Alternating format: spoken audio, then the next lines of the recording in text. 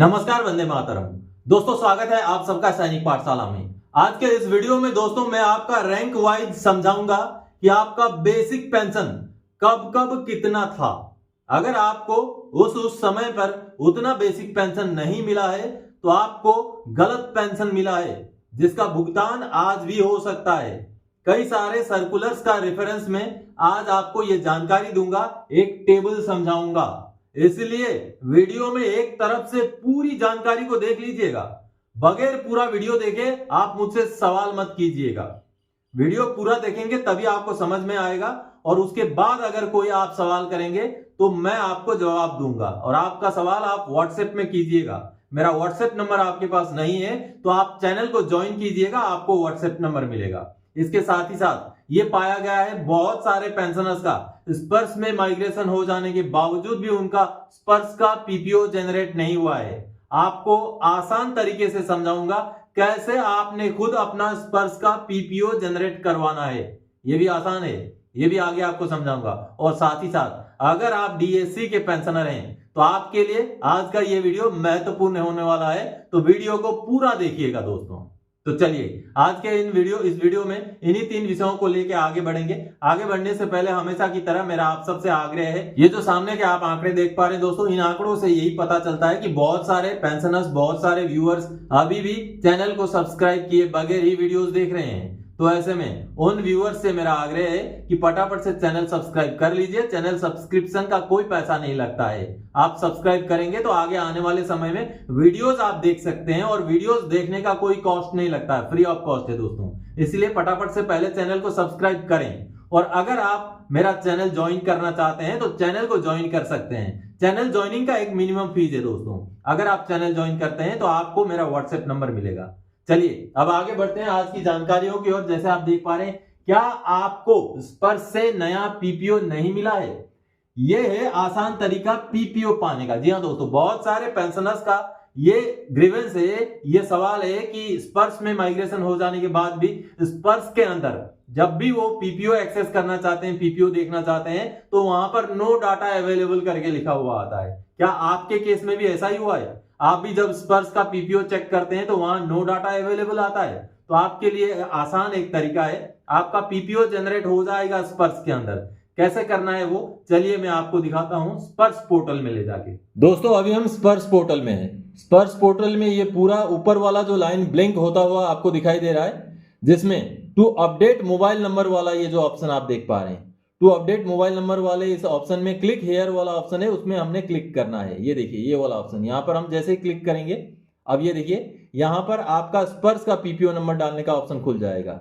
यहाँ पर आपने अपना स्पर्श का पीपीओ नंबर डालना है। जैसे मैं आपको मिसाल के तौर पर समझाता हूं, मैंने स्पर्श का पीपीओ नंबर डालना है। अभी मैंने अपना स्पर्श का पीपीओ नंबर डाल दिया। अब ऑथेंटिकेशन टाइप, यानी कि यहाँ पर सिक्योरिटी क्वेश्चन से जाना है या आधार से जाना है। आपका आधार नंबर स्पर्श के अंदर अपडेटेड होना चाहिए। आपने आधार वाला ऑप्शन सिलेक्ट करना है। सिलेक्ट करने के बाद यहाँ पर आपको ये अलर्ट दे रहा है कि आपका आधार लिंक वाला मोबाइल नंबर आपके हाथ में होना जरूरी है।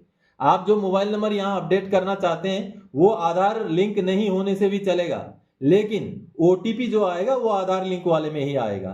ठीक है, आपने इसको ओके करना है। आगे इसमें प्रोसीड का ऑप्शन में क्लिक करना है। ये देखिए अब प्रोसीड का ऑप्शन में क्लिक करते ही यहाँ पर आपको आधार नंबर डालने का ऑप्शन आ गया। ये देखिए ये वाला ऑप्शन, यहाँ पर जैसे आप आधार नंबर डालेंगे, आपका आधार नंबर डालने के बाद आपने सेंड ओटीपी में क्लिक करना है।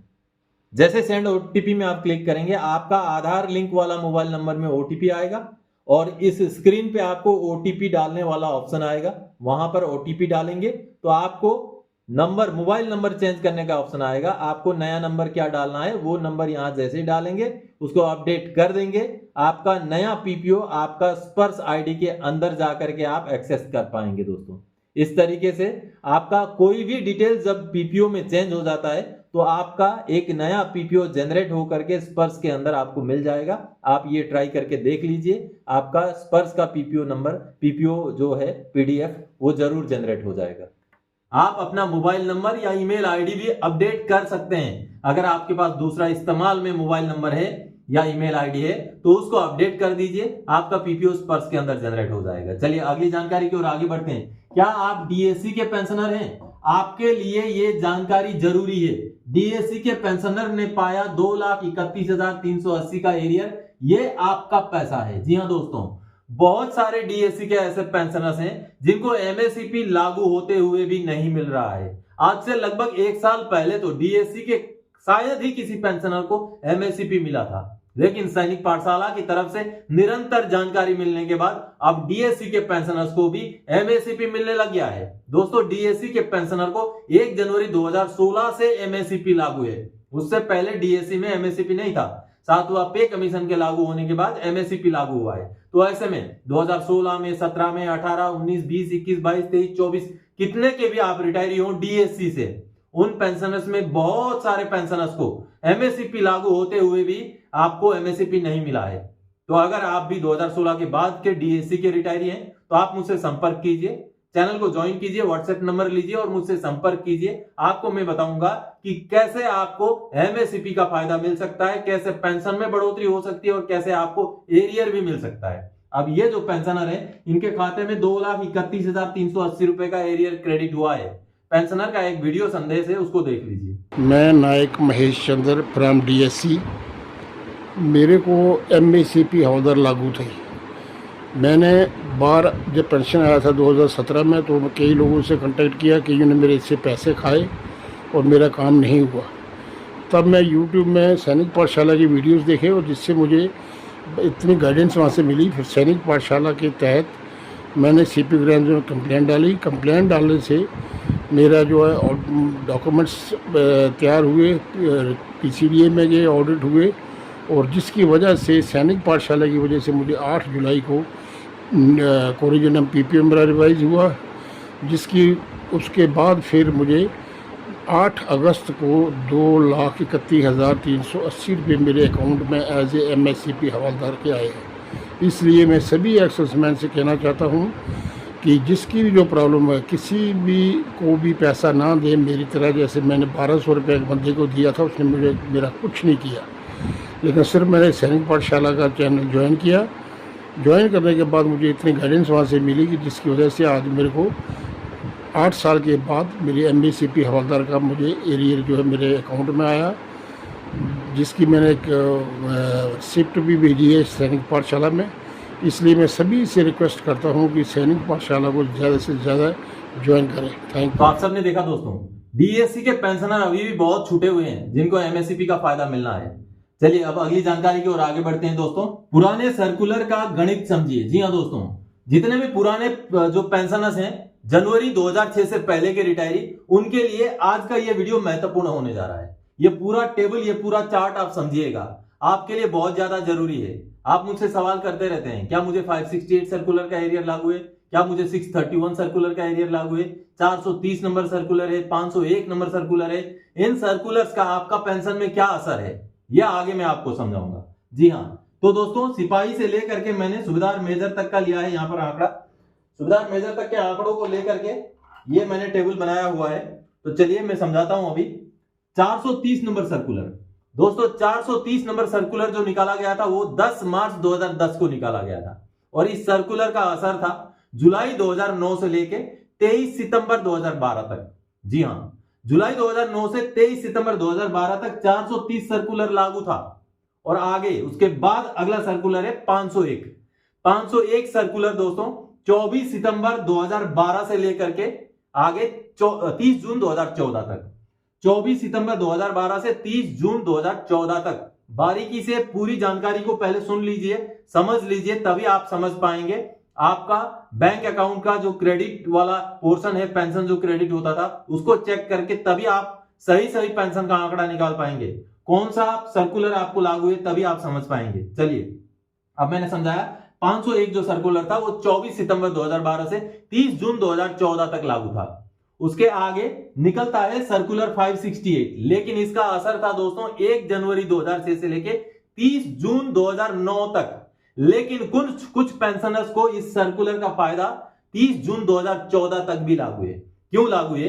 क्योंकि इसमें जो पेंशन निकला है वो कुछ सर्कुलर से ज्यादा है। देखिए 430 सर्कुलर ये है तो जुलाई 2009 से लागू, लेकिन इसका पेंशन इससे ज्यादा होने की वजह से सीधा अगर सिपाही रैंक की बात करूं तो ये सर्कुलर उनके लिए फायदेमंद था। इसीलिए अब चलिए अब समझाता हूं, रैंक वाइज समझाता हूं। अब सिपाही की अगर बात करें हम, तो जुलाई 2009 से लेके 23 सितंबर 2012 तक एक सिपाही 17 साल के जो लेंथ ऑफ सर्विस के सिपाही हैं, क्योंकि ये जो 430 सर्कुलर है, 501 सर्कुलर है, इनमें लेंथ ऑफ सर्विस भी था। हालांकि 568 सर्कुलर में लेंथ ऑफ सर्विस नहीं है, केवल रैंक है। तो चलिए, अगर एक सिपाही है 17 साल के सिपाही, तो उनका बेसिक पेंशन जुलाई 2009 से लेकर के 23 सितंबर 2014 तक 12 तक 23 सितंबर 2012 तक 4971 है। लेकिन जैसे ही 568 सर्कुलर निकल गया, ये वाला फायदा नल एंड वॉइड हो गया। इसका मतलब है सिपाही को 430 नंबर सर्कुलर का कोई भी असर नहीं है। चलिए अब अगला समझते हैं, सिपाही के रैंक के हिसाब से समझते हैं। अगर मैं बात करूं आगे 501 सर्कुलर की, तो 501 सर्कुलर का 24 सितंबर 2012 से लेके 30 जून 2014 तक 5480 रुपए पेंशन एक सिपाही को लागू है। जो 2006 से पहले का रिटायरी है उनकी बात कर रहा हूं, 17 साल लेंथ ऑफ सर्विस वाले। और एक सिपाही जो कभी का भी मतलब कितना भी लेंथ ऑफ सर्विस का सिपाही हो, 2006 से पहले का रिटायरी, उनका पेंशन 1 जनवरी 2006 से लेके 23 सितंबर 2012 तक 5120 रुपए। सिपाही को 631 सर्कुलर लागू नहीं है। अब चलिए दोस्तों, नायक या टीएस नायक का समझाऊंगा। दोस्तों अगर मैं टीएस नायक की बात करूं तो 5037 रुपए उनका पेंशन है सर्कुलर 430 में, जो कि जुलाई 2009 से 23 सितंबर 2012 तक लागू है। लेकिन अब जैसे ही सर्कुलर 568 निकलता है, इनके केस में भी ये वाला सर्कुलर का कोई फायदा लागू नहीं, इसलिए 430 सर्कुलर नायक टीएस नायक के लिए भी कोई फायदेमंद नहीं है। और अगर हम पक्के नायक की बात करें 22 साल सर्विस वाले की, तो उनका पेंशन हुआ है 6046 रुपए। इसमें पक्का नायक को फायदा है। पक्का नायक को 568 सर्कुलर के हिसाब से 5520 रुपए, यहां वाई ग्रुप की बात हो रही है दोस्तों, 5520 रुपए जनवरी 2006 से लेके 30 जून 2009 तक 5520, फिर 1 जुलाई 2009 से 23 सितंबर 2012 तक 6046 रुपए। उसके आगे फिर 6599 रुपए हो जाएगा 24 सितंबर 2012 से लेके 30 जून 2014 तक। और टीएस नायक का 5567 हो जाएगा 24 सितंबर 2012 से 30 जून 2014 तक। समझ गए? तो नायक या टीएस नायक को भी 631 सर्कुलर का फायदा लागू नहीं है। अगला हवलदार 24 साल लेंथ ऑफ सर्विस, उनका जो 568 सर्कुलर में पेंशन है 5820 रुपए, और ये पेंशन उनको मिला जनवरी 2006 से लेकर के जून 2009 तक। ये वाला अमाउंट लागू है 5820। फिर जुलाई 2009 से लेकर के दोस्तों 23 सितंबर 2012 तक 6564, और आगे जो है 24 सितंबर 2012 से 30 जून 2014 तक 7375 रुपए। ये हवलदार का अमाउंट है। हवलदार को भी ये 631 जो है ये लागू नहीं है सर्कुलर। अब चलिए ऑनरेरी नायब सुधार की बात करते हैं। ऑनरेरी नायब सुधार 2006 से पहले के रिटायरी, उनको वैसे तो 430 भी लागू है, 501 भी लागू है, 568 भी लागू है, ये सभी का फायदा लागू है, लेकिन तब तक लागू है जब तक 631 सर्कुलर नहीं निकला था। क्योंकि 631 सर्कुलर दोस्तों 2020 के मार्च के महीने में निकाला गया था। जैसे ही 631 सर्कुलर में 8830 रुपए ये बेसिक पेंशन बनाया गया, ये इनका जनवरी 2006 से लागू है। तो ये सारे के सारे जो फायदे हैं इसके अंदर छुप जाते हैं। यानी कि अगर ऑनरेरी नायब सुधार या उनके फैमिली पेंशनर्स को 2006 से लेकर के 2014 जून तक अगर 631 सर्कुलर का एरियर मिल गया है, तो ये किसी भी सर्कुलर का एरियर उनको लागू नहीं है, क्योंकि ये जो अमाउंट है इन अमाउंट से ज्यादा है। और अगर ज्यादा अमाउंट के हिसाब से उनको एरियर मिल गया तो इनका कोई भी हिसाब किताब नहीं आता है। तो इसका मतलब है ऑनरेरी नायब सुधार 2006 के पहले के रिटायरी हो, उनके फैमिली पेंशनर हो, उनको अगर 631 सर्कुलर मिल गया है तो बाकी सर्कुलर्स उनको नहीं लागू है। अगला दोस्तों नायब सुधार की बात करें तो ये रहा आंकड़ा, ये रहा जनवरी 2006 से लेकर जून 2009 तक, आगे जुलाई 2009 से लेकर 23 सितंबर 2012 तक, और आगे वो सेम कंटिन्यू है जून 2014 तक उनका आंकड़ा यही है सेम। और आगे जुलाई 2014 से OROP1 का टेबल लागू हो जाएगा, टेबल नंबर सर्कुलर नंबर 555।